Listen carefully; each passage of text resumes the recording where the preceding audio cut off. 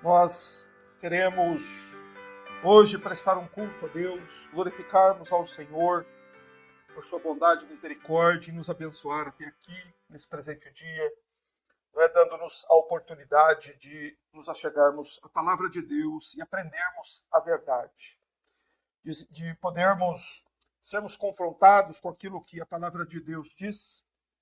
E para isso nós iremos falar hoje sobre o tema As más companhias corrompem o caráter. Todos nós sabemos que esta verdade está escrita na Bíblia, porém muitas vezes nós não nos damos conta de o quanto uma amizade, uma aliança, algum contato com um ímpio pode fazer mal às nossas almas. E é sobre isso que nós vamos falar hoje. Amados, eu gostaria de pedir a todos que abrissem suas Bíblias em 1 aos Coríntios, capítulo 15, e nós vamos ler os versículos 33 e 34. Esta é a continuação do nosso último estudo, e nós estudamos a Bíblia sim, porque sabemos que estudar a Bíblia de modo contínuo e sistemático ajuda os ouvintes a gravar o ensino, a relembrar o que aprenderam, porque nós temos mentes preguiçosas, nós nos esquecemos facilmente de coisas importantes, e então, ao pregarmos assim, ao estudarmos a Bíblia desta forma, o pregador ajuda a congregação a relembrar pontos que já esqueceram e complementar com questões que serão novas hoje para muitos que nos ouvirão. Por isso, quero ler 1 Coríntios, capítulo 15, versos 33 e 34, pois nos diz assim o Espírito Santo: Não vos enganeis, as más companhias corrompem os bons costumes. Voltai à sobriedade como convém, e não pequeis mais, porque alguns ainda não têm conhecimento de Deus. Digo isso para vergonha própria. Vamos fechar os nossos olhos, vamos fazer uma oração, pedir a Deus sua bênção sobre nós, sobre nossos corações, a compreensão da palavra, não é tão profunda, tão importante para cada uma das nossas almas. Nosso bondoso Pai Celestial, ao Senhor nós erguemos as nossas vozes em adoração, em louvor, em gratidão ao Senhor. Pois, meu Deus, iniciamos mais uma semana, Senhor, em que já tens neste dia derramado sobre nós de muitas bênçãos. Senhor, é tão precioso o teu cuidado e tantas vezes passa desapercebido aos nossos olhos. Nós sabemos, Senhor, pois a tua palavra nos diz que nem um cabelo cai da nossa cabeça sem que tenha isto a anuência do Senhor nosso Deus. Que o teu cuidado conosco, Senhor, e até mesmo nas mínimas coisas. E por isso, ó Pai, nós te adoramos, nós louvamos o teu nome e te bendizemos, Senhor, por teu cuidado paternal por nossas pobres almas.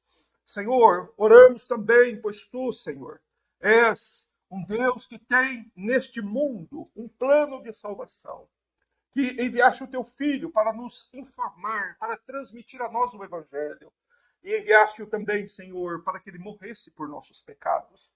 E nós damos graças a Deus, pois toda a nossa esperança está em Cristo. E por isso, Senhor, te adoramos, pedimos mais uma vez, Senhor, perdoa as nossas culpas. Ó Deus, tem misericórdia de nós, porque somos pecadores, e ajuda-nos na compreensão da tua palavra, abençoando cada uma das nossas almas, para que sejamos enriquecidos e abençoados neste dia, corrigidos. Ó Senhor, que o teu Espírito nos assista e nos ajude. Nós oramos em nome do Senhor. Amém e amém. Amados, vamos cantar um louvor do cantor cristão. O cantor é Separação. O louvor Separação é o título do louvor.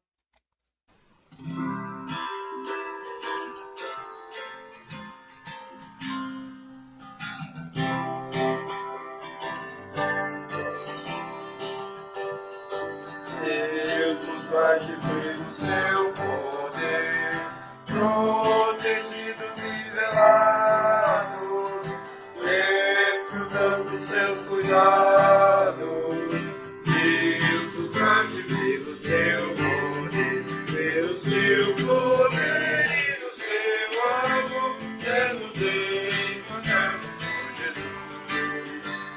pelo seu poder e no seu amor. Oh, que Deus nos abençoe. Deus nos guarde bem do seu amor, consolando-nos e contentes, para chegar do sempre ausentes. Deus nos guarde bem do seu amor, pelo seu poder e do seu amor, vamos encontrar-nos com Jesus. Pelo seu poder e do seu amor, oh, que Deus nos guarde em sua luz. Deus nos guarde para o mal, da ruína do pecado, do temor de todo lado. Deus nos guarde do poder e do mal, pelo seu poder e no seu amor, é nos encontrarmos com Jesus. Pelo seu poder e no seu amor, oh, que Deus nos guarde em sua luz. Deus nos guarde para o seu louvor, para seu divino gozo, seu serviço tão glorioso. Deus nos guarde para o seu louvor, pelo seu poder e no seu amor, é nos encontrarmos com Jesus. Pelo seu poder e no seu amor, oh, que Deus nos guarde em sua luz. Glória a Jesus. Como viver enquanto aguardamos Jesus Cristo voltar e os mortos ressuscitarem? Porém, o estudo de hoje vai ter uma ênfase, né? A ênfase aqui é no modo como crentes devem se relacionar com os descrentes. Né? Como um crente se relaciona com um ímpio, enquanto ele está aqui na terra, na jornada neste mundo, aguardando o retorno do Senhor e a ressurreição dos mortos.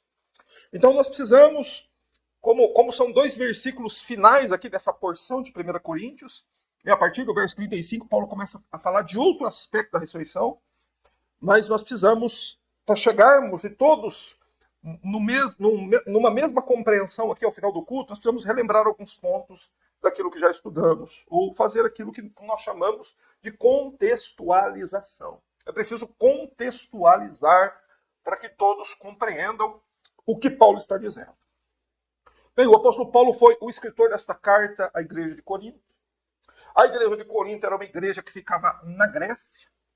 E a razão do apóstolo Paulo escrever o capítulo 15 desta carta está lá no capítulo 15, verso 12. O motivo é que haviam alguns da igreja de Corinto que eles pregavam e até diziam que criam que Jesus havia ressuscitado dos mortos. Entretanto, estas mesmas pessoas não acreditavam na ressurreição geral dos mortos. Eles não acreditavam na doutrina bíblica de que quando o Senhor Jesus Cristo voltar, os mortos irão ressuscitar. Então havia um problema ali na igreja, com alguns da igreja, e o apóstolo Paulo escreve este capítulo para corrigir estes irmãos, estas pessoas que não criam na doutrina da ressurreição, e também isso ficou registrado para ensinar a cada um de nós ao longo da história, a igreja, até o dia que Cristo voltar. O que havia acontecido na igreja de Corinto para que alguns da igreja pensassem assim, ou seja, agissem com incredulidade diante da doutrina da ressurreição? Estas pessoas haviam sido influenciadas pelos costumes da sociedade e por viverem associados com ímpios, as conversas dos ímpios corromperam o caráter deles. Então, eis a razão do apóstolo Paulo escrever aqui o capítulo 15. Para a sociedade da época, para a sociedade grega daquela época, a ideia de vida após a morte, da continuação da alma, né, da separação da alma e do corpo, não era uma ideia absurda. muitos filósofos falavam, escreveram sobre isso, sobre a continuidade da alma após a morte. Porém, para um grego, para um filósofo grego, a ideia de que o corpo humano também continuará para sempre, para os gregos era uma ideia absurda. Eles não acreditavam nisso, de modo algum.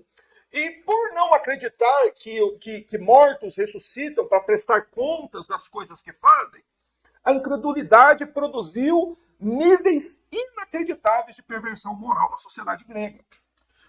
Porque se você não tem que prestar conta do que vai fazer, então por que não fazer?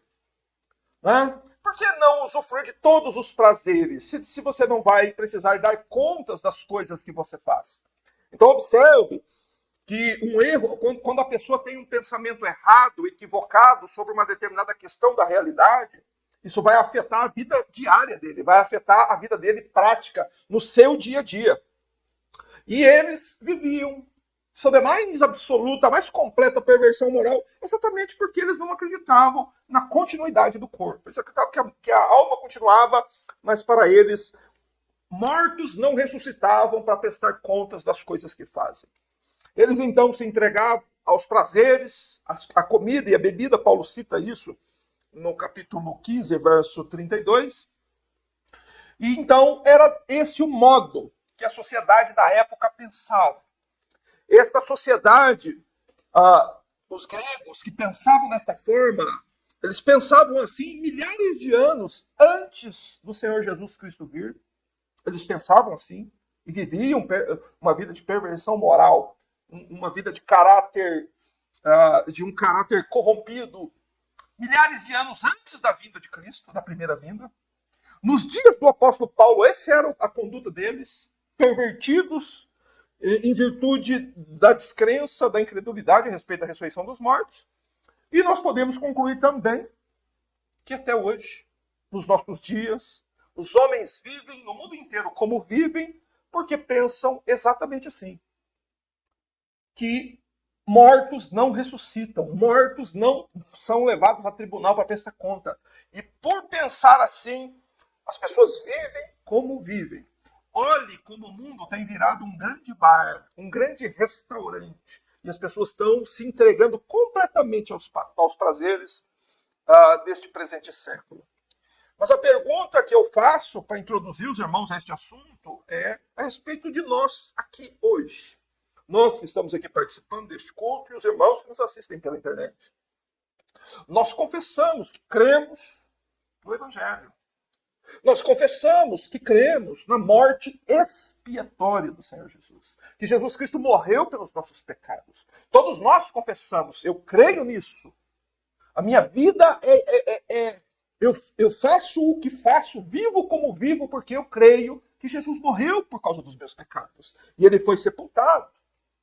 Mas a Bíblia diz que ele ressuscitou dos mortos. E ele foi visto por muitas pessoas. Então esses 4 fatos sintetizam, resumem o Evangelho. Jesus Cristo morreu por meus pecados, Jesus foi sepultado, Jesus ressuscitou ao 3º dia e Jesus apareceu a centenas de testemunhas. Tudo isso o apóstolo Paulo fala aqui no capítulo 15 de 1 Coríntios. Nós cremos em tudo isso. Não cremos? Nós cremos em tudo isso. Nós podemos dizer, amém. Essa é a minha fé. Eu creio nisso. Vivo por isso e morrerei crendo nisso. Mas nós, hoje, temos vivido de uma vida cristã coerente com a fé que nós estamos confessando. Nós vivemos as nossas vidas cotidianas do modo como o Evangelho ordena que vivamos. Nós estamos aguardando as coisas que acontecerão no futuro, vivendo de modo coerente com alguém que realmente crê nisso.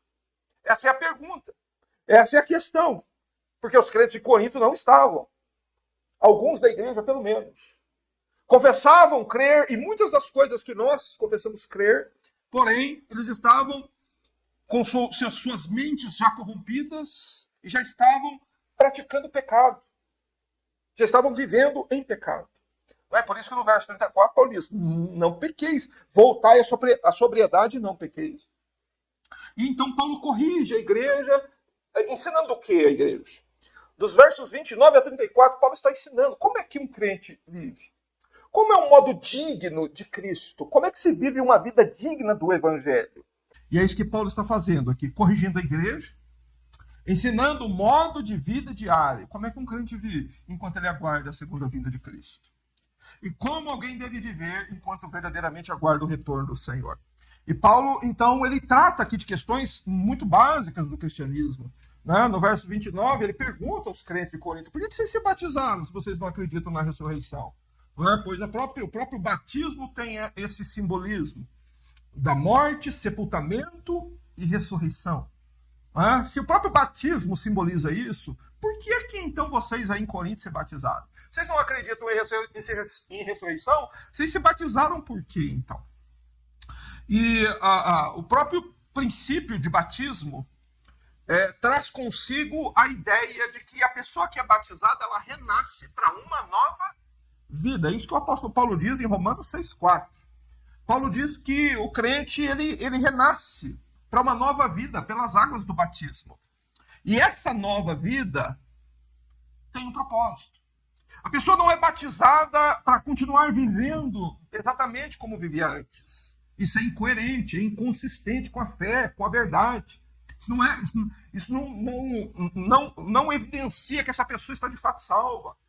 Mas a pessoa, depois do batismo, ela passa a viver uma vida diferente. Essa é a ideia. Que tipo de vida é? É um tipo de vida coerente com a fé que ele confessou antes de ser batizado. Quem é batizado de verdade, ele é batizado porque ele crê em Jesus, crê na morte expiatória de Cristo, crê que em Cristo os pecados dele foram perdoados, crê na ressurreição. Então, ele crê nisso, por isso ele é batizado. Então, ele passa a viver uma vida coerente com essa fé. Quero dizer isso em outras palavras. Que quando a pessoa ela vive de modo coerente, quando essa pessoa crê, a fé impacta todas as áreas da vida da pessoa. Impacta o caráter, impacta as palavras, impacta o modo como a pessoa pensa, impacta o modo como a pessoa age. Então, essa nova vida que o crente recebe é a vida pela fé, é uma vida coerente, consistente. E Paulo continua aprofundando a questão, dizendo que o crente, que é crente, se ele crê mesmo, ele tem que se arriscar por Jesus. Ele diz isso aí nos versos 30 a 32. Eu falei sobre isso na última pregação. Nova vida implica em correr riscos e sofrer perdas pela causa do Senhor Jesus Cristo. Não é? É preciso aprender essa lição. Ninguém vive a vida cristã corretamente sem aprender a lição de que para ganhar você tem que perder. Esse é um conceito do Evangelho, esse é um princípio do reino. O reino tem seus padrões invertidos. Para você ganhar no reino, você precisa perder. E você precisa colocar em risco, então, as coisas. Né? E como o próprio apóstolo que escreveu essa carta disse, que reputou tudo por esterco, que deixou tudo para trás para ganhar a Cristo, o mesmo cristão deve fazer. Isso é a nova vida. Uma nova vida sem renúncia, sem se arriscar, uma nova vida sem fé na ressurreição dos mortos, uma nova vida de desespero no momento da partida de alguém, não é nova vida de forma alguma. A nova vida, ela transforma, ela muda prioridades, ela muda expectativas. Ok? Então Paulo coloca esse ponto. Para viver corretamente a vida cristã, é preciso viver correndo riscos. É preciso viver também suportando sofrimentos.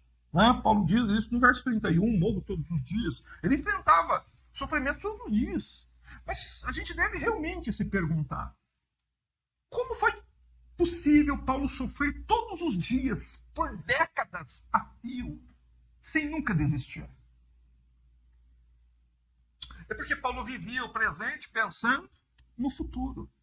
Ao ler as cartas de Paulo, ao aprender os escritos de Paulo, você percebe algo que está em todas as cartas dele. Paulo escreve as cartas pensando no dia final, no dia do juízo. É assim que se vive a vida diária. Minha irmã, você está limpando a casa, mas pensando no dia final. Meu irmão, você está limpando fogão, entregando fogão, pensando no dia final. Meu filho, você está lá na faculdade, você tem que estar pensando no dia final. Minha filha da escola tem que estar pensando no dia final. É assim que a gente vive, irmãos. E pensar no dia final, no dia do retorno de Cristo e da ressurreição dos mortos, enche o nosso coração de esperança. Pois a morte não é o fim. Ok? Então uma nova vida do crente é assim. O crente suporta sofrimento não é porque ele gosta de sofrer, mas é porque ele tem uma razão para sofrer. Ele suporta o sofrimento porque ele sabe que aquele sofrimento produzirá consequências futuras. Não é? E Paulo também, para ensinar os crentes ao modo de vida cristã, ele relembra aquela situação que ele enfrentou em Éfeso. Não é? Ele menciona no verso 32, se como simples homem lutei com feras em Éfeso, de que me adianta isso se os mortos não ressuscitam? Não é? Do que adiantou Paulo lutar, né, tanto pelas almas, e enfrentar tanta oposição na cidade de Éfeso, se mortos não ressuscitam? Paulo apenas perdeu 2 anos da vida dele e ganhou um monte de inimigo. Se os mortos não ressuscitam, é isso. Mas se os mortos ressuscitam, Paulo então receberá como ele esperava, como era a expectativa dele. O que Paulo esperava receber depois da morte, no dia de Cristo? A coroa da vida. Glória a Deus. Então Paulo passava por tudo e ele transmite essas experiências pessoais dele à igreja para ensinar a igreja. Aprenda a sofrer. Do mesmo modo como você pode ser treinado às mais diversas situações, como soldado, como bombeiro, como policial, como enfermeiro, como médico, você deve ser treinado a aprender como encarar o sofrimento. Porque é inevitável você se deparar com o sofrimento. Eu costumo dizer que os dias mais difíceis da nossa vida não ficaram para trás. Eles estão vindo por aí. O nosso amanhã não será como as pessoas pensam. Tudo vai dar certo. Não vai dar certo. Você precisa entender que no teu amanhã tudo vai dar errado. Esse é um pensamento coerente. Só que ele é contrário àquilo que as pessoas querem que seja. Mas enfim, meus irmãos, Paulo diz: que proveito tenho de tudo que passei, se os mortos não ressuscitam? Paulo está transmitindo a ele o seguinte: que adianta viver se mortos não ressuscitam? A vida não faz sentido se mortos não ressuscitam. Ok? Então, no final do verso 32, Paulo menciona aquele provérbio grego que descreve o modo como os gregos encaravam a vida: comamos e bebamos porque amanhã morreremos. Esse era um provérbio dos gregos. Paulo cita 2 provérbios gregos aqui, esse no final do verso 32 e o verso 33, também um provérbio grego. Não é? Como é que os gregos viviam? Aproveitando a vida, entregando o corpo ao prazer, a comida e a bebida. E nós sabemos, pelo ensinamento da Bíblia, desde o Gênesis, quais são os efeitos de se viver assim. O que viver assim produz como consequência? Se você entregar seu corpo aos prazeres, a comida e a bebida, o que isso vai produzir? O que isso produz? Um entorpecimento da alma. A pessoa passa a viver exclusivamente por causa disso. O que eu vou comer hoje? O que eu vou comer amanhã? O que eu vou tomar no café da manhã? Vamos sair para comer? Vamos pedir alguma coisa? Vocês notam como as pessoas hoje estão assim? Praticamente entorpecidas, o mundo acabando, o mundo em guerra, furacões, doenças, tragédias, a violência aumentando cada vez mais. E o que o povo quer? Comer e beber. Isso entorpece a alma. Meus irmãos, essa foi a causa da ruína de milhões nos dias de Noé, e o próprio Senhor Jesus nos alerta, irmãos. Pelas misericórdias de Deus, dê ouvidos ao que o Senhor Jesus Cristo disse. Ele disse que quando ele estaria para chegar à sua segunda vinda, quando a ressurreição dos mortos estivesse próxima de acontecer, como é que os homens estariam? Comendo e bebendo, casando e se dando em casamento. Como que as pessoas estariam, então? Entorpecidas, embriagadas por essas coisas. E uma pessoa embriagada, ela pode caminhar na beira de um precipício e achar aquilo engraçado. Então, viver de modo coerente com a fé em Jesus é viver ativamente, envolvido com o avanço do Evangelho, como Paulo viveu. Viver coerentemente. A vida é enfrentar o sofrimento com coragem, com esperança, sabendo que o Senhor, nosso Deus, ele irá cumprir sua palavra e, por fim, todos se levantarão os tombos. Mas agora nós vamos entrar, irmãos, na parte do estudo de hoje, que seria o 6º ponto do nosso estudo aqui. Aquilo que está no verso 33. Paulo aqui ensina mais uma lição aos crentes de Corinto. Qual a lição aqui que Paulo ensina? É que o cristão precisa aprender a viver separado, tá certo? Um cristão precisa aprender a viver um estilo de vida separado. Por isso que Paulo diz: não vos enganeis, as más companhias corrompem os bons costumes. Lembre-se que Paulo está corrigindo a igreja sobre o modo de vida diário e prático. Okay? E que na igreja de Corinto, o que havia acontecido? Crentes haviam se tornado amigos de ímpios. Por isso eles estavam sendo influenciados a não crer na doutrina da ressurreição. E essas amizades que alguns da igreja de Corinto fizeram com os ímpios, o que produziu? As conversas aparentemente inofensivas, o que estavam fazendo? Corrompendo o caráter deles, corrompendo o coração, seduzindo os crentes ao pecado. E Paulo então vai corrigir a igreja aqui. Qual o argumento que os ímpios usavam para corromper, levar os crentes a pecar?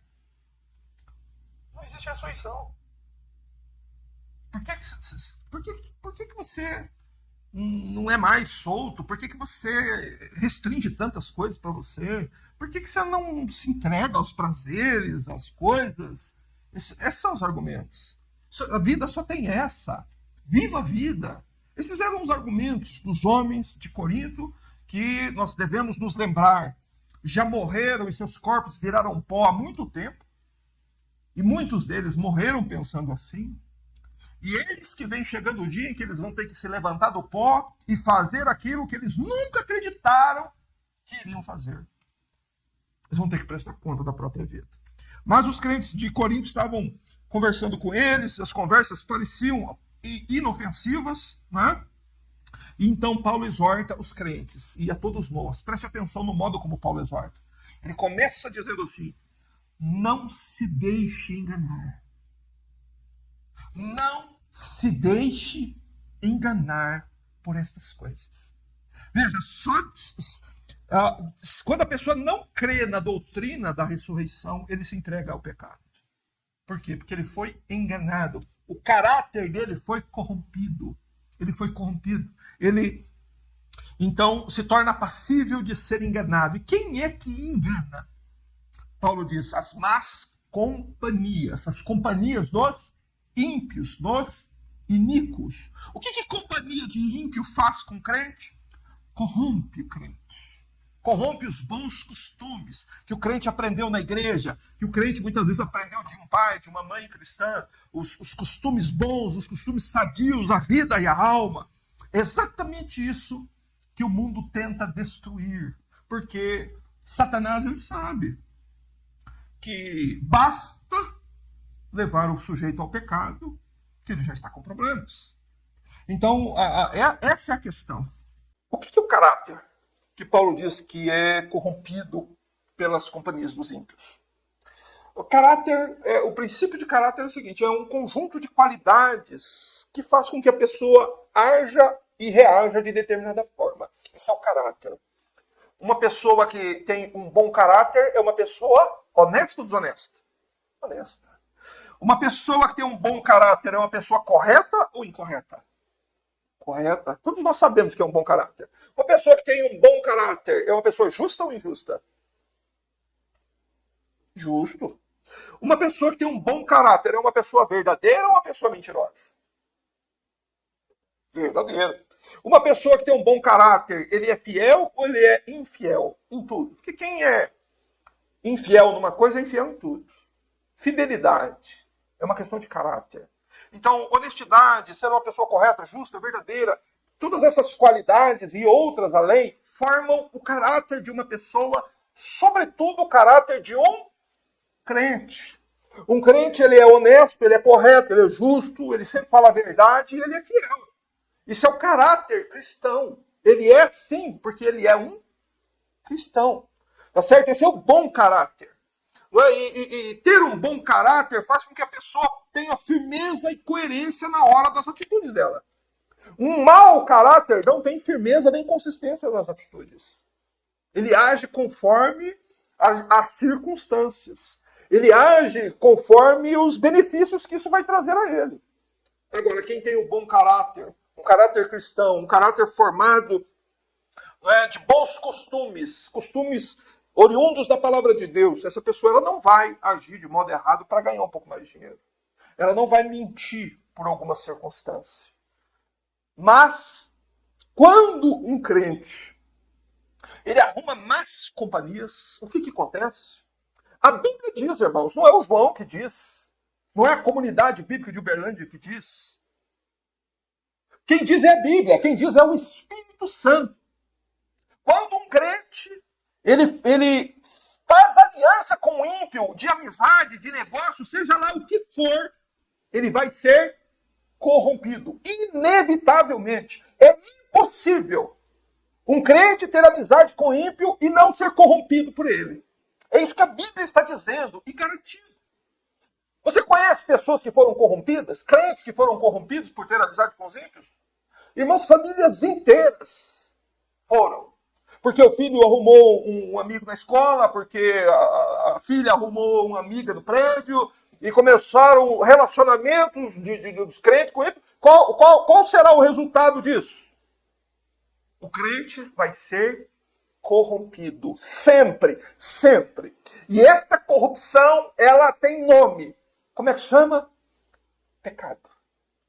O que o ímpio quer? O ímpio quer levar o crente ao pecado, sempre.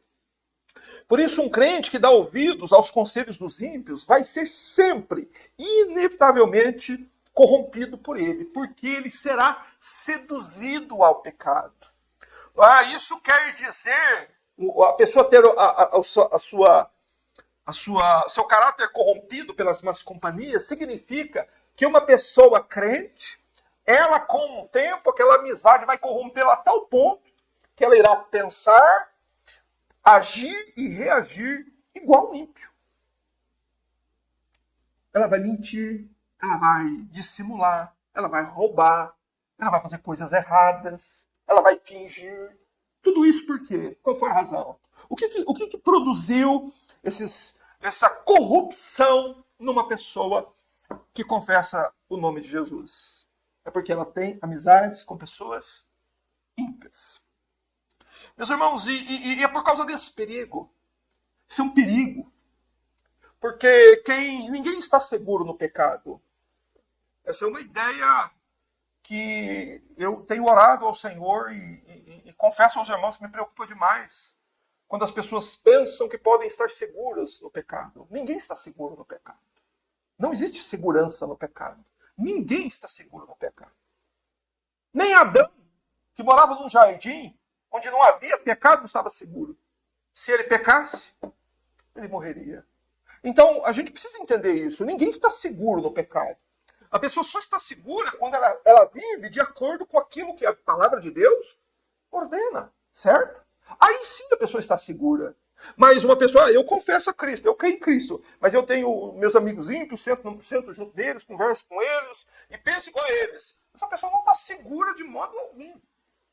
É por isso, por causa deste perigo, irmãos, do perigo que é as más companhias, que o Espírito Santo, várias vezes na Bíblia, nos exorta a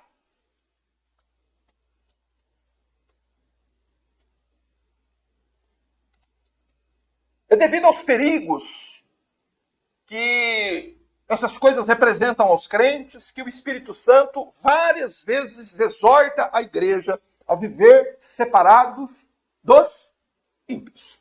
Para você ter uma ideia, o livro dos Salmos, que tem 150 capítulos, começa o primeiro salmo, no primeiro versículo, falando sobre o quê? Sobre separação entre o crente e o descrente. Bem-aventurado aquele que não anda segundo o conselho dos ímpios, nem se assenta, nem se detém no caminho dos pecadores e nem se assenta numa roda de escarnecedores. Um salvo nunca fará isso. Um salvo que quer chegar no céu, um crente, ele evita essas situações a todo custo. Feliz salvo é aquele que não andar aqui na linguagem bíblica diz respeito a estilo de vida. Um crente não pauta sua vida, não tem suas ideias, não compra alguma coisa, não faz nada porque um ímpio diz que ele deve fazer. Isso é não viver segundo o conselho dos ímpios. Isso é o que nós temos que fazer. Isso é mandamento de Deus. Nunca você deve ouvir um conselho de um ímpio perdido, filho do diabo, e seguir o conselho do ímpio. Onde você acha que isso vai te levar? Você sabe para onde isso vai te levar? Você vai andar no mesmo caminho do ímpio. E o caminho do ímpio leva ele para onde, hein? Para o inferno. Não há nenhum ímpio que está indo para outro lugar. Por isso que a Bíblia diz, não escuta o que eles dizem. Não dê ouvidos às conversas dos ímpios. As más conversações, as conversas de crentes com ímpios, o que faz? Corrompe.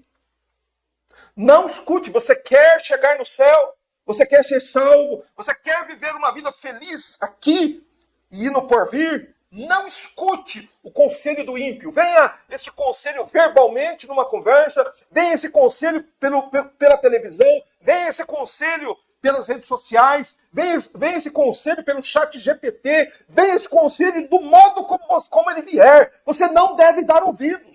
Porque a Escritura ordena que você haja assim. Não dê ouvidos ao conselho dos ímpios. Senão você vai andar no caminho dos ímpios. E os ímpios não estão caminhando para o céu. Estão caminhando para o inferno. E o primeiro salmo ainda diz mais. Nem se assente na roda dos zombadores. Dos escarnecedores. Sabe o que é uma roda de zombadores? Você já viu aquele pessoal que fica assim, só tirando sarro dos outros, fazendo piada dos outros, zombando? Daqui a pouco eles começam a zombar de Deus, zombar da palavra de Deus, fazer alguma piadinha com o nome de Jesus. Irmãos, pela misericórdia de Deus, você acha que um crente tem comunhão, ele gosta de um ambiente assim?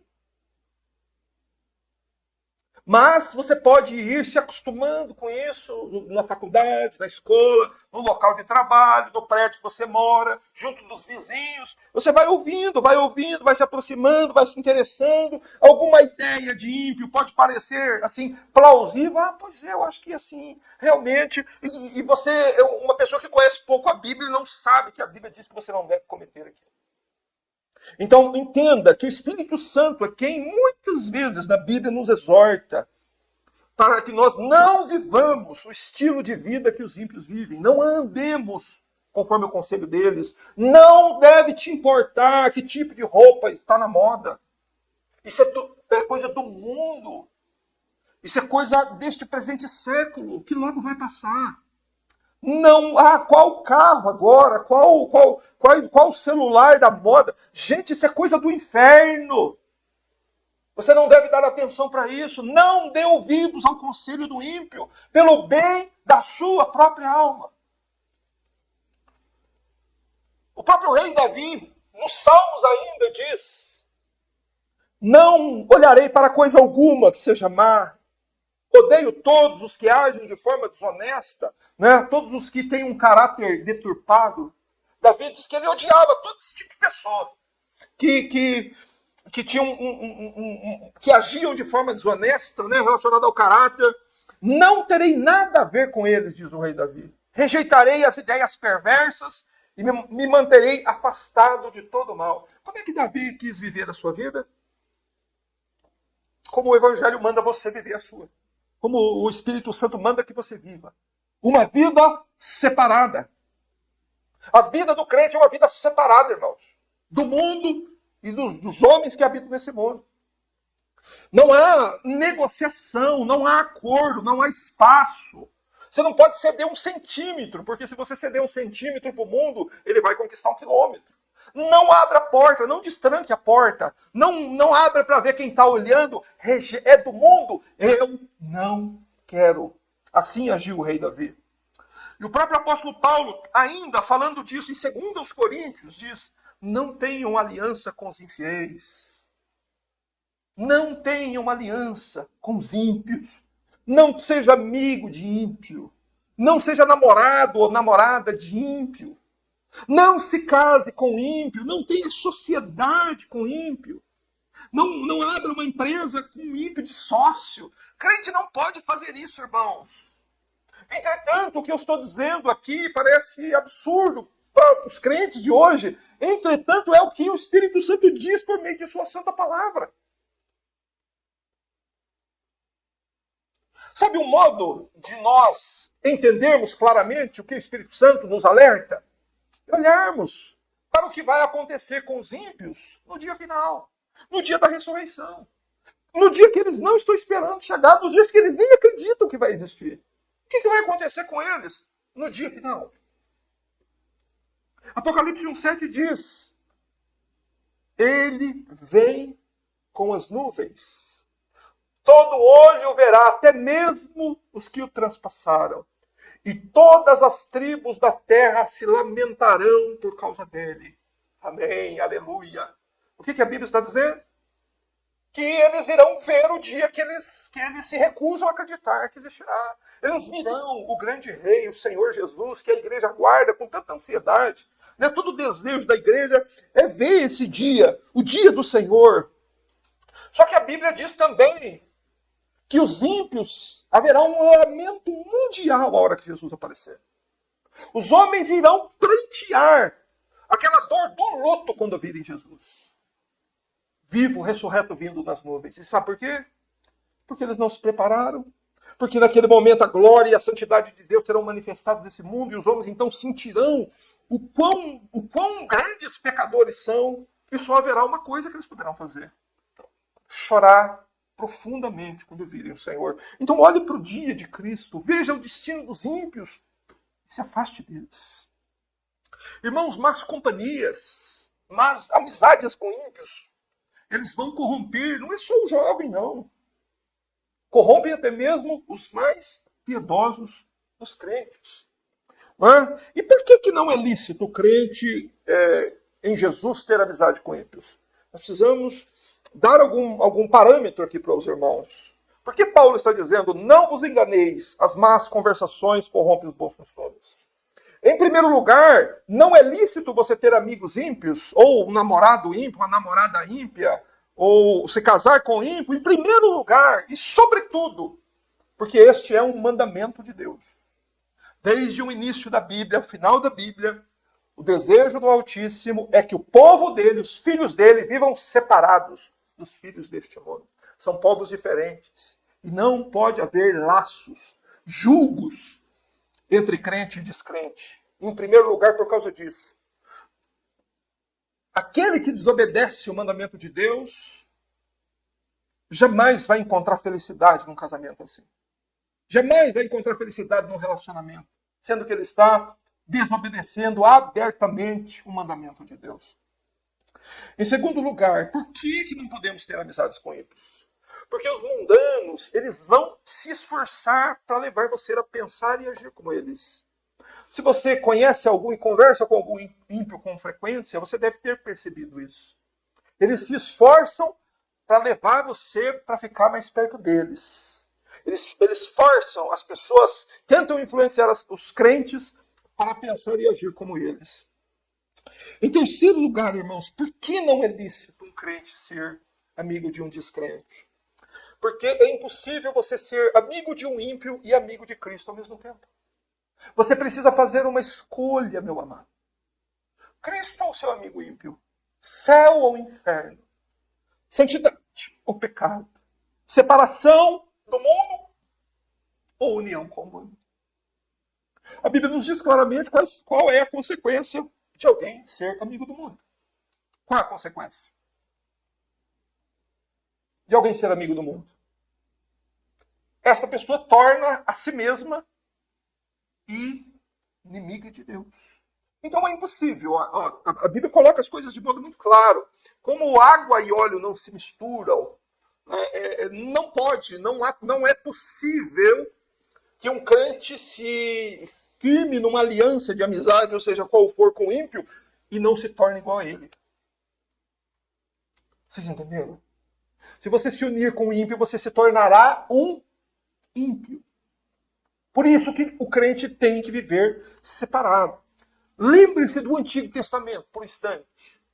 Quando Deus instituiu a nação de Israel, Deus dizia ao povo de Israel o seguinte: olha, não se separem, se afastem das demais nações. Não deem suas filhas a casar com os filhos dele, nem os filhos deles a casar com suas filhas, porque eles iriam corromper vocês, levar vocês a adorar outros deuses, falsos deuses. E é isso que acontece, irmãos, na prática, desde que o mundo é mundo e até hoje.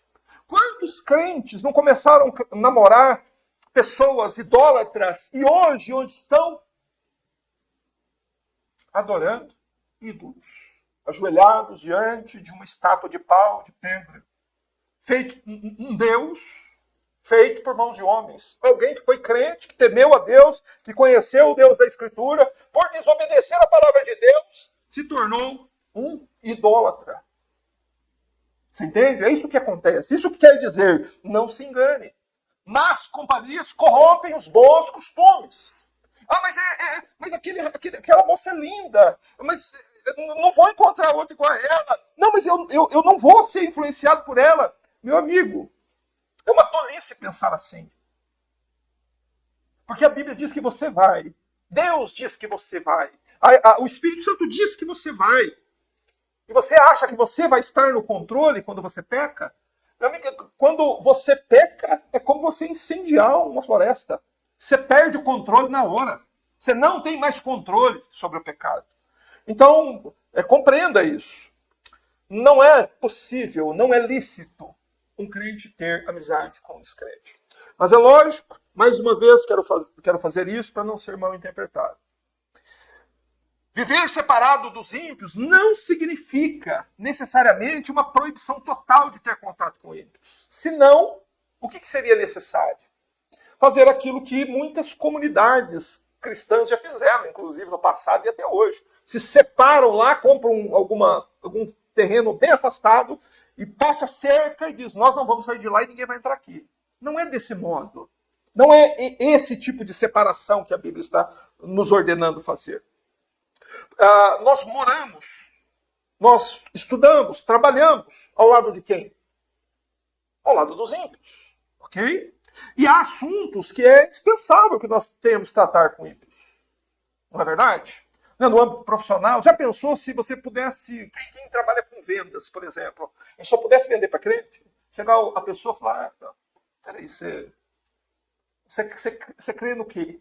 Qual que é a sua religião?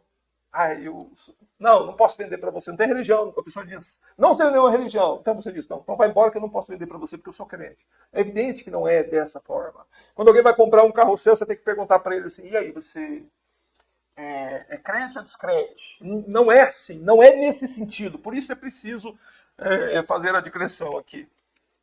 Não é que nós não podemos conversar com eles sobre assunto nenhum em todo o tempo. Não é nesse sentido. Não há proibição absoluta. O que a Bíblia está nos proibindo de falar com os ímpios é o quê? Mas conversações. Nós somos proibidos de conversar com o ímpio assuntos pecaminosos, podres, sujos, mundanos, carnais. Esses assuntos nós somos proibidos de tratar com os ímpios. Ok?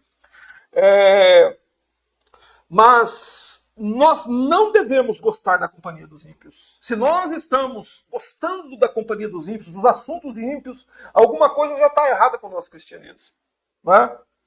A proibição é que nós não devemos criar vínculos com eles. Você não pode ter amizade com o ímpio. Você não pode ter sociedade de negócios com ímpios, porque a Bíblia proíbe. Aos solteiros aqui, você não pode namorar e casar com um ímpio. A Bíblia proíbe, Deus proíbe que você faça isso. A Bíblia proíbe terminantemente do início ao fim. E a Bíblia proíbe terminantemente estas coisas em mais textos do que você está disposto a ler. Então é muito claro e enfática a verdade da Escritura de que um crente e um ímpio não podem se unir, ok? Em laços de amizade, de sociedade, casamento, enfim. Né?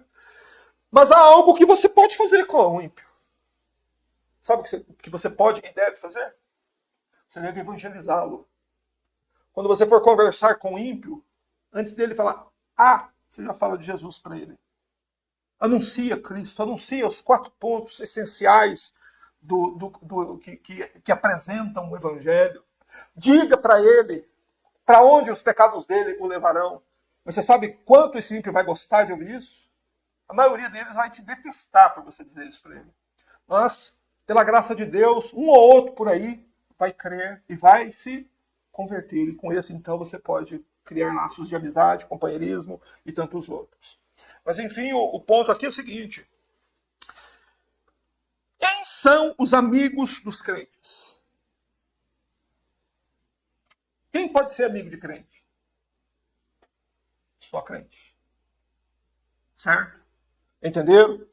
Mas e se eu não obedecer o que a Bíblia está me dizendo? E se eu andar com más companhias, ouvir os conselhos dos ímpios, andar no caminho deles, sentar na mesa com eles? O que vai acontecer?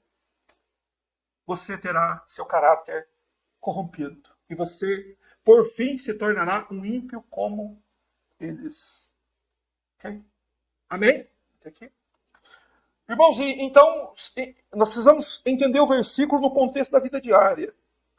Nós devemos viver assim enquanto vivemos aqui neste mundo, aguardando o retorno do Senhor Jesus. Mas nós precisamos aqui trazer uma palavra às pessoas aos crentes que mantêm laços com ímpios. Se, porventura, algum de nós, algum que nos ouve agora, ou que ouvirá essa pregação no futuro, diga, oxe, espera aí, eu tenho amigos ímpios. Como eu devo agir? Como eu devo proceder agora? É isso que Paulo nos ensina no verso 7. Ainda há tempo de você se arrepender e voltar. Veja o que Paulo ensina no último versículo, no verso 34. 7º ponto do nosso estudo. Ele diz, voltai à sobriedade, como convém, e não pequeis mais. Então Paulo diz assim, àqueles que estão na companhia dos ímpios e que se afastaram do evangelho, podem ter continuado na igreja, como essas pessoas de Corinto. Elas continuaram na igreja, por isso que Paulo fala de uns da igreja aqui, de alguns da igreja. Essas pessoas, elas estavam dentro da igreja, frequentando o culto, mas lá fora eram amigas de ímpios. Paulo diz que é tempo delas ainda se arrependerem. Elas poderiam ainda se arrepender, ser transformadas e se afastar. Mas como que isso acontece? Eu vou ler numa outra tradução. Paulo diz, tornai-vos à sobriedade como é justo. O que é que Paulo está dizendo aqui? Pensem bem sobre o que é certo e parem de pecar. Pensem direito. Você não está pensando direito. Você está agindo assim como você está agindo porque você não está pensando direito. Você precisa voltar a ser sóbrio. A palavra sobriedade diz respeito à pessoa que está lúcida e sem o efeito do álcool. Uma pessoa que não está sóbria é uma pessoa que está sob o efeito do álcool. Uma pessoa que está sob o efeito de álcool, está embriagada, o que ela faria embriagada? Coisas que ela não faria se ela não estivesse embriagada. Então Paulo está nos ensinando aqui o seguinte, quando você se ajunta com ímpio, quando você conversa com ímpio, esse efeito, o efeito espiritual que isso traz para você, vai deixando você meio que embriagado. E então, por estar assim, fora do seu raciocínio natural, por ter seus bons costumes corrompidos, seu caráter corrompido, o que a pessoa começa? Ela começa a agir como uma pessoa que está embriagada. Ela começa a fazer coisas que ela não faria naturalmente. Ela comete pecados que ela não faria, que ela não cometeria se ela não estivesse na companhia desses ímpios. Por isso que Paulo diz, tornai-vos. A ideia aqui é de um bêbado que precisa voltar a recuperar rapidamente a lucidez.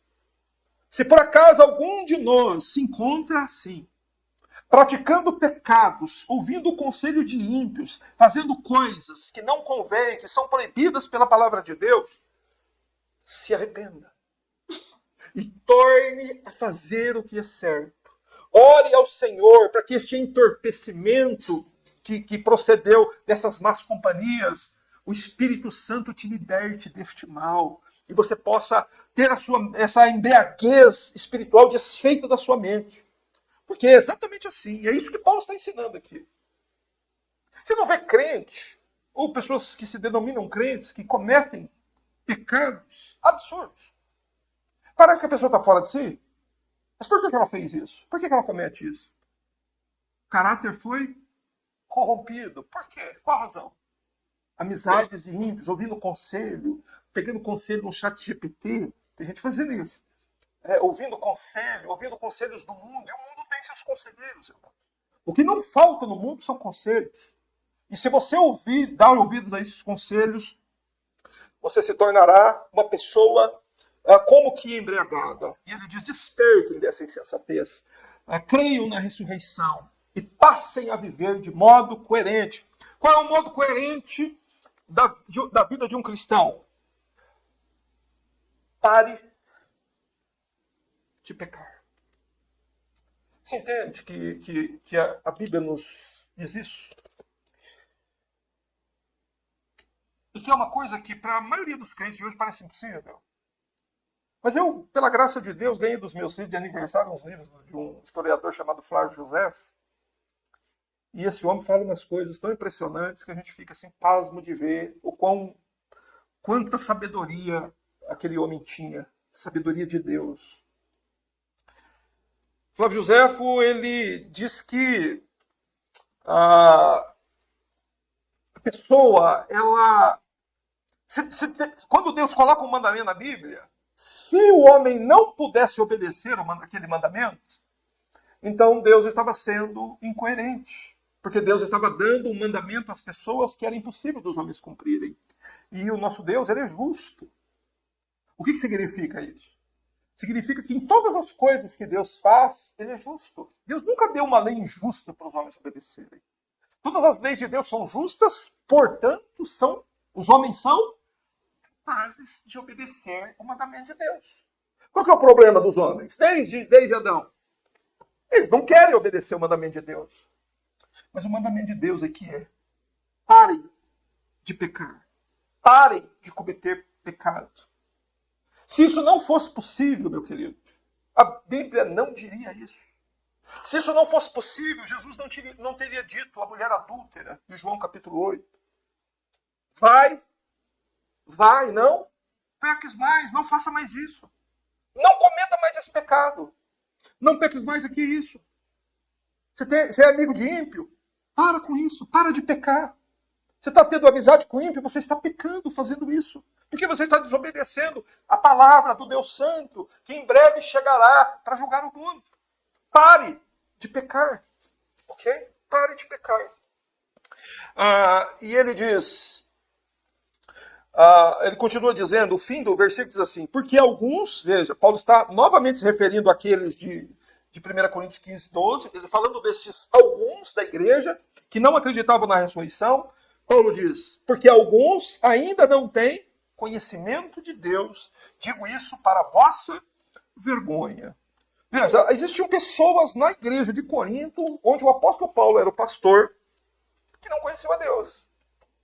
O que significa conhecer a Deus? Você tem uma pequena noção, uma pequena ideia? Você conhece a Deus? Em primeiro lugar, é essa a pergunta. Você conhece a Deus? Você sabe quem Deus é? Como que se conhece a Deus? Ninguém nunca viu a Deus. Mas tem muita gente que conhece a Deus. Como é que se conhece a Deus? Pela Escritura. Não é a aparência de Deus. Toda pessoa que diz que viu Deus visivelmente, que diz que Deus apareceu para ele, você pede para ele descrever, são umas descrições mais absurdas que você pode imaginar. Isso significa que essa pessoa não viu absolutamente nada. Porque não é assim que se vê a Deus. Se vê a Deus através do caráter de Deus expresso em sua palavra. Mas é claro, há pessoas que conhecem mais a Deus, há pessoas que conhecem menos a Deus. Só que você conhece a Deus? Quem conhece a Deus sabe que Deus é fiel. Isso significa que o que Deus disse, ele zela para cumprir. Quem conhece a Deus sabe que Deus é onipotente, que Deus criou o mundo. E por ele ter criado o mundo uma vez, isso já prova que ele vai poder recriar o mundo segunda vez. A pessoa conhece o caráter de Deus, sabe que Deus não vai falhar. Mas havia dentro da igreja de Corinto pessoas que não conheciam a Deus. Alguns na igreja não conheciam a Deus. E era uma desonra para a igreja, que Paulo está dizendo aqui, isso é uma desonra para vocês. Ter dentro da igreja, aí vocês batizaram pessoas, vocês colocaram pessoas dentro dessa igreja que não conhecem a Deus. Irmãos, Paulo ficou abismado com a questão. Ele chega a dizer, eu digo isso para vossa vergonha. Mas pessoas que não conhecem a Deus é o que mais existe dentro das igrejas evangélicas hoje. Você vai conversar com eles sobre Deus, sobre conceitos, o caráter de Deus, os conceitos bíblicos sobre separação e coisas assim, que são relativas, inerentes a Deus, à natureza de Deus, elas nada sabem. Sabe por quê? Elas não sabem? Porque não conhecem a Deus. E um detalhe importante que eu quero que vocês saibam sobre Deus hoje, que é importante, que vai ser fundamental aqui para todos nós. É o que Paulo expõe aqui sobre a igreja de Corinto. Irmãos, ímpios, pessoas ímpias, pessoas que não conhecem a Deus, não permanecem na igreja. Na igreja de Cristo elas não ficam. Só fica crente. Só fica quem crê de fato, quem conhece a Deus. Tá certo? Pode até entrar um ou outro ali, mas dali a pouco ele é confrontado, ou ele converte, ou ele... Por quê? Porque como nós podemos afirmar algo assim com tanta confiança? Porque a Bíblia diz isso. Lá, projeta, por favor, Salmo 1:5. E aí nós vamos ler esse versículo e vamos dar aqui a conclusão e encerrar o culto. O que Salmo 1:5 diz?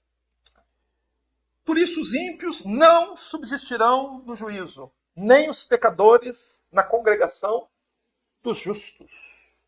Okay? Então, Salmo 1:5 nos mostra claramente duas verdades sobre os ímpios. A primeira é que eles não subsistirão no juízo. Quer dizer, quando o juízo chegar, eles serão todos condenados. Inevitavelmente. Eles não vão subsistir no juízo. Se eles não crerem em Cristo, não consertarem a vida e viverem uma vida reta e separada, aguardando com fé o dia de Cristo e morrerem ímpios, eles não vão subsistir no juízo. Eles vão ser condenados no juízo. E uma outra coisa sobre os ímpios. Ímpio não permanece em congregação de justos. Porém, você deve concordar comigo, você conhece muito ímpio indo em igreja evangélica hoje. E pior, ele se sente bem lá dentro. Ele gosta das músicas que canta lá, as pregações que prega lá, ele gosta. Mas o que isso quer dizer? O que esse fenômeno atual significa na prática? Que em lugares onde ímpios permanecem, em lugares religiosos que os ímpios gostam de ir, o que aquilo não é? Não é uma congregação de justos. Porque se fosse, o ímpio já tinha ido embora. A Bíblia diz que os ímpios não permanecerão na congregação dos justos. Nem nas congregações de justos que há na terra, muito menos na congregação de justos lá no céu. Nenhum ímpio vai para lá. Por isso, meu amado, minha amada irmã, meus filhos e as pessoas que nos ouvem, eu quero concluir dizendo o seguinte: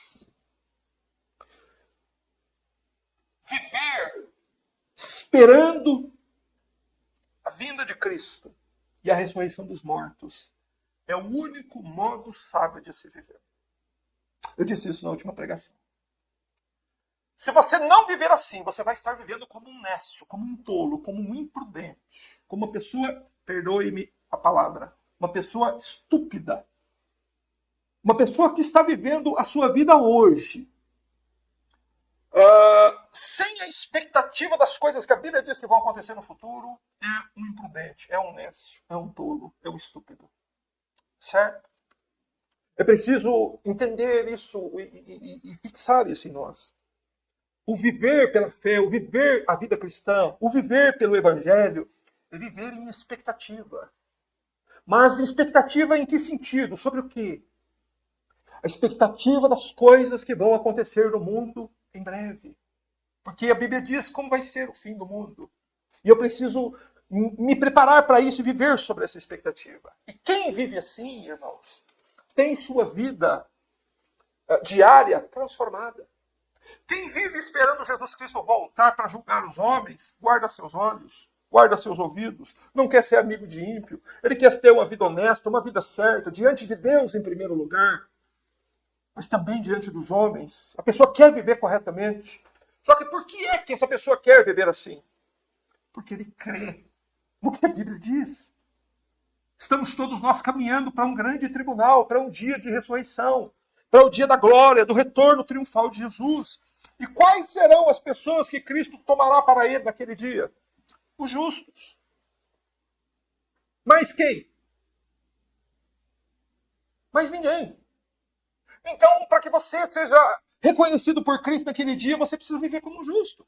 Por isso, o verso 34 aí, na versão da revista atualizada, diz: voltai a fazer o que é justo, voltai à sobriedade e faça o que é justo. Porque são esses os que Jesus Cristo vai receber.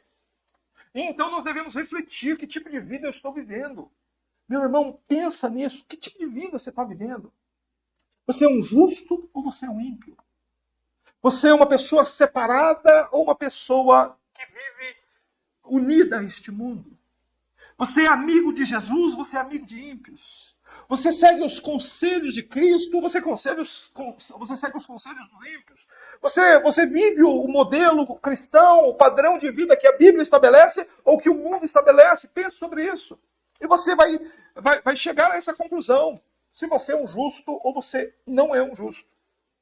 E eu quero advertir os irmãos para que não dê ouvidos, presta atenção.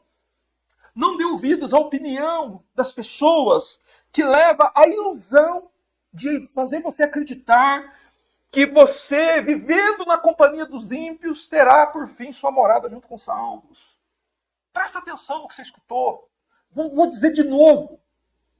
Não dê ouvidos à opinião, às ideias das pessoas que levam muitos crentes a acreditar na ideia que não há problema nenhum em viver na companhia dos ímpios. E que no fim ele vai morar com os justos. Ele vive com os ímpios na terra, mas vai morar com os justos no céu. Irmãos, isso é uma ilusão, é uma mentira. Isso não é verdade. Não acredite nisso, não dê ouvidos a isso. Porque isso é uma ilusão. Como é que nós podemos provar isso? As más companhias corrompem o crente. Você entende? As más companhias fazem com que um crente pense e haja como um ímpio.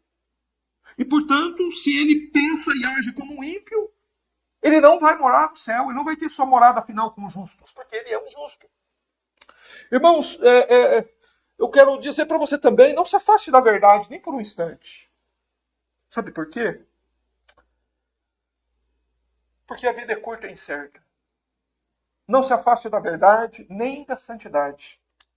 Você quer segurança? Você quer estar salvo para sempre? Você quer? Eu quero. Salvo para sempre. Sabe como é que se vive salvo para sempre? Enquanto está aqui na terra? Viva separado. Viva em santidade. Esses estão santos para sempre. Ele crê em Cristo. Vive em santidade, vive a vida de um justo. Vive uma vida separada. Eu não quero nem saber como há cristãos que oram até os nossos dias assim. Senhor, se eu terei que ficar sozinho no meio da terra, eu ficarei, esperando o dia do Senhor Jesus voltar. Ele não vê problema nenhum nisso. Porque a vida aqui é passageira, é breve. A juventude daqui a 10 anos acabou. Quem de nós vai estar aqui daqui a 10 anos? Então a vida é incerta. Por isso nunca se afaste da verdade, nem da santidade. Permaneça firme nessas coisas. Você estará seguro para sempre. Você não vai correr esse risco. E lembre-se de um aspecto. Pode até fechar sua Bíblia. Eu só vou dizer essas palavras e vou encerrar o culto. Lembre-se que no dia do Senhor haverá duas ressurreições. Duas ressurreições.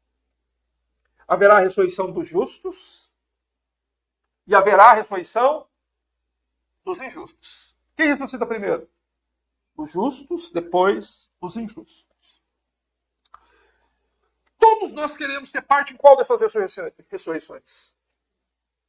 Quem quer ter parte da segunda, na ressurreição dos injustos, levanta a mão. Ninguém vai levantar a mão. Nem lá fora. Nem lá no bar. Ninguém vai levantar a mão. Ninguém vai dizer assim, eu quero ter parte da ressurreição dos injustos. Todos os homens, independente da vida que levam, o que ele quer ter? Parte da ressurreição dos justos. Porém, para que eu e você tenhamos parte nesta ressurreição dos justos, nós precisamos viver como justos. Precisamos viver entre os justos para podermos morrer como um justo.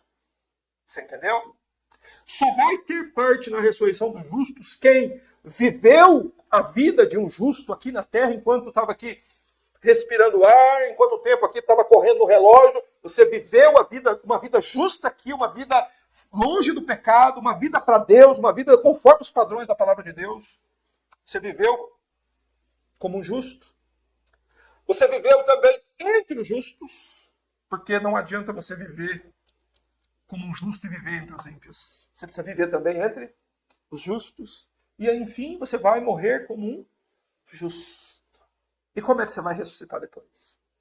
Como um justo. Mas como que as pessoas pensam? Ele pode viver como um ímpio, ficar no meio dos ímpios e morrer como um ímpio, que a morte muda ele vai ressuscitar como um justo. Essa é uma ilusão. As pessoas pensam isso realmente. Você pode ir em todo velório e você vai ver isso. O que as pessoas pensam da pessoa que morreu? Ela era boa, some os defeitos dela na hora que ela morre. Parece impressionante, parece que a morte converte o camarada. Só que já é muito tarde. Por isso, não se iluda, a morte não muda ninguém. Para que você se ressuscite como um justo, viva como um justo, viva entre os justos, morra como um justo. Feche seus olhos, vamos orar.